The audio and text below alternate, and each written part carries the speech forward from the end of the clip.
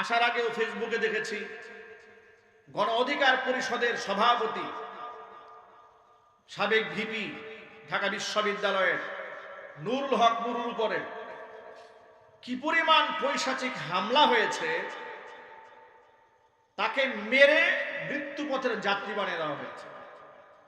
VP Nurul হক নুরুল তার বর্তমান রাজনৈতিক কলাকৌশল কিংবা তার কিছু বক্তব্যের ব্যাপারে এদেশের সচেতন অনেক নাগরিকের বিরোধ রয়েছে, থাকতেই পারে, সে রাজনৈতিক দৃষ্টিভঙ্গি নিয়ে তার জবাব দেওয়া হবে। কিন্তু স্বৈরাচার পতন এবং ফ্যাসিস্ট পতনের ক্ষেত্রে তার যে ভূমিকা সেটা অনস্বীকার্য। জীবনের ভূমিকা, জীবনটাকে বাজি রেখে ভূমিকা রেখে রাজপথে সে ঝাঁপিয়ে পড়েছে। জুলাই আগস্টের বিপ্লবের মহানায়কদের মধ্যে অন্যতম মহানায়ক হচ্ছে ভিপি নুরুল হক নুরুল। ঠিক কেউ জুড়ে বলে, আমি তার দলের রাজনৈতিক নেতাও না, কর্মীও না, সমর্থক না, কিন্তু ইনসাফপূর্ণ বক্তব্য দিচ্ছে। স্বৈরাচারীর আমলে এদেশের মানুষ বিনা অপরাধে বছরের পর বছর কারাবরণ করেছে। অসংখ্য আলেমরা বছরের পর বছর নিদারুণ কারাবরণ করেছে, জেল খেটেছে, জরিমানা দিয়েছে, নিরাপরাধ আলেমদেরকে ফাঁসির মঞ্চে মঞ্চায়িত করেছে। কথা ঠিক না? ঠিক যদি বলে, বুরকা পরা মেয়েদেরকে জঙ্গি নাটক সাজিয়ে রিমান্ডে নিয়ে অমানবিক টর্চার করা হয়েছে। আলেমদেরকে পিঠ মুড়া দিয়ে বেঁধে এত বেশি কষ্ট দেওয়া হয়েছে, আয়না ঘরে বছরের পর বছর আটকে রাখা হয়েছে। এমন কষ্ট দেওয়ার কারণে এদেশের আলেম সমাজের ভেতর থেকে, কলিজার থেকে যে শব্দ বের হয়েছে, আলেম সমাজের বদদুয়া এবং অসংখ্য আলেমদের রক্ত এই জমিনে ইনভেস্ট হয়েছে, স্বৈরাচারের পতন হয়েছে। কথা ঠিক কিনা? সেই স্বৈরাচার পতনের আন্দোলনের সম্মুখ ভাগে নেতৃত্ব দিয়েছে ভিপি নুরুল হক নুরুল। আজকে তো যারা তাকে মেরেছে তদন্ত করে রিপোর্টটাই বের হয়ে আসবে, এদেশ থেকে স্বৈরাচার বিদায় হলেও তাদের নাতিপুতিরা বিভিন্ন রং এবং ঢঙে এদেশের মধ্যে বসবাস করছে।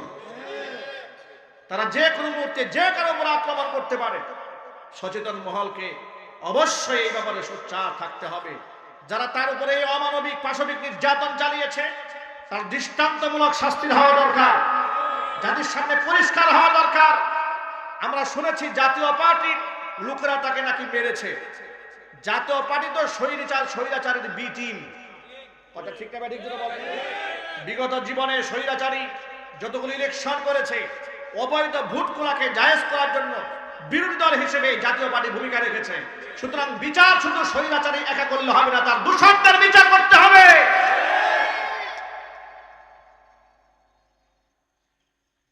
এই যে মানুষের মধ্যে হিংসা ছড়িয়ে পড়লো কেন? ইলমে নবীর শিক্ষা থেকে মানুষ বহুগুণ দূরে চলে গেছে, যার দরুন মানুষের কাছে মানুষের কোনো সম্মান নাই।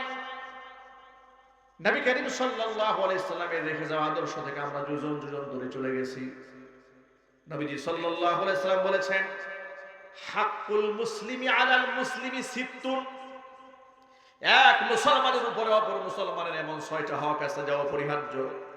অবশ্যই সেটা এক মুসলমান অপর মুসলমানের জন্য অপরিহার্য হক, সেগুলো আদায় করতে হবে। 1 নম্বর হক হচ্ছে ইদা লাকিতাহু ফাসাল্লিম আলাইহি। এক মুসলিম অপর মুসলমানের সাথে সাক্ষাৎ হওয়া মাত্র তার প্রথম কাজ হচ্ছে ফাসাল্লিম আলাইহি, তাকে তুমি সালাম দিবে। কয় নম্বরের কাজ? 1 নম্বর। কথাগুলো একটু মনে রাখেন। কয় নাম্বার? খুব মনোযোগ সহকারে শুনবেন। এটা আমি একজন মুসলমান, আপনি এক মুসলমান, আপনার সাথে আমার সাক্ষাৎ হলে এটা আপনার উপর আমার হক, আমার উপর আপনার হক, এটা আছে। ইদা লাকিতাহু ফাসাল্লিম আলাইহি, আপনাকে আমি সালাম দেব কিংবা আপনি আমাকে সালাম দেবেন। আমি সালাম দিলে আপনি জবাব দেবেন, আপনি সালাম দিলে আমি জবাব দেব, এটা অপরিহার্য। সুবহানাল্লাহ। 2 নম্বর হক হচ্ছে ওয়া ইদা দাআকা ফাজিবহু, যদি আপনাকে সে ডাকে, দাওয়াত দেয় কিংবা আহ্বান করে, তার ডাকে আপনি সাড়া দেবেন।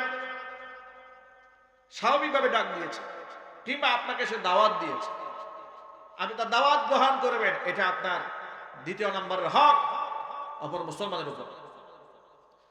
3 নম্বরের হক হচ্ছে ওয়া ইদা আতিসা ফাহামিদা, সে যখন হাসি দিয়ে আলহামদুলিল্লাহ বলবে ফাশাম্মিতহু, তার আলহামদুলিল্লাহ শুনে আপনি জবাব দিয়ে বলবেন ইয়ারহামুকাল্লাহ, এটা হচ্ছে 3 নম্বরের হক। এরপরে 4 নম্বর হক হচ্ছে ওয়াইদা মারিদা ফাউদুহু, অবশ্যই সে যখন অসুস্থ হয়ে যাবে তখন তুমি দেখতে যাবে। ঘাটতারামি করা যাবে না যে ওর সাথে আমার রাজনৈতিক দূরত্ব আছে, পারিবারিক দূরত্ব আছে, বন্ধুত্ব নাই, কেন আমি দেখতে যাব? অবশ্যই সেই ব্যক্তি যদি অসুস্থ হয়ে যায় আপনি তাকে দেখতে যাবেন। জোরে বলেন সুবহানাল্লাহ। আরেকটি হক হচ্ছে ওয়াইদাস্তানসাহাকা ফানসাহু, যদি সে আপনার কাছে উপদেশ কামনা করে, নসিহত চায়, যে পরামর্শ চেয়েছে আপনার কাছে, আপনি তাকে সুন্দর পরামর্শ দেবেন। কুপরামর্শ দেবেন না, মনে মনে ভাববেন না, চিন্তা করবেন না, প্ল্যান নেবেন না। এসেছো আমার কাছে পরামর্শের জন্য, এমন পরামর্শ দিয়ে যাব 14 বছর তোমার ভিক্ষা করে খাইতে হবে। এই ধরনের কুপরামর্শ দেওয়া যাবে না, মানুষকে ভালো পরামর্শ দিতে হবে। বলে ইনশাআল্লাহ। এরপরে ব্যক্তি যখন মারা যায়, ওয়াইদা মাতা ফাতবাহু, সে যখন মারা যায় তার জানাজার নামাজে উপস্থিত হয়ে যাবে। এটা এই 6টা হক এক মুসলমানের উপর আরেক মুসলমানের। আজকে আমরা মুসলমানের হক তো আদায় করি না, অথচ নবী করিম সাল্লাল্লাহু আলাইহি ওয়াসাল্লামের কাছে এক ইহুদি যাতায়াত করত। আনাস ইবনে মালিক রাদিয়াল্লাহু তাআলা আনহু হাদিসের রাবী তিনি বর্ণনা করেছেন, তিনি বলেন কানা গুলামুন ইয়াহুদিয়ুন ইয়াখদুমুন নবী সাল্লাল্লাহু আলাইহি ওয়াসাল্লাম, একটা গোলাম, একটা বালক, অল্প বয়সের ইহুদি ছেলে নবীজি সাল্লাল্লাহু আলাইহি ওয়াসাল্লামের মাঝে মাঝে এসে টুকটাক খেদমত করত।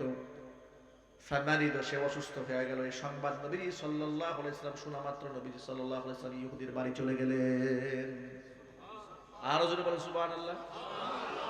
কার বাড়ি গিয়েছেন? ইহুদিদের বাড়ি রাসূল পাক সাল্লাল্লাহু আলাইহি ওয়াসাল্লাম পা রেখেছেন। এরপরে নবীজি সাল্লাল্লাহু আলাইহি ওয়াসাল্লাম ফাজালাসা ইনদা রাসিহি, তার মাথার কাছে গিয়ে বসেছেন, একদম তার শিয়রে গা ঘেঁষে বসেছেন। গা ঘেঁষে বসে তাকে বলছে আসলিম, মৃত্যুপথের যাত্রী তাকে রাসূল পাক সাল্লাল্লাহু আলাইহি ওয়াসাল্লাম বলে তুমি মুসলমান হয়ে যাও।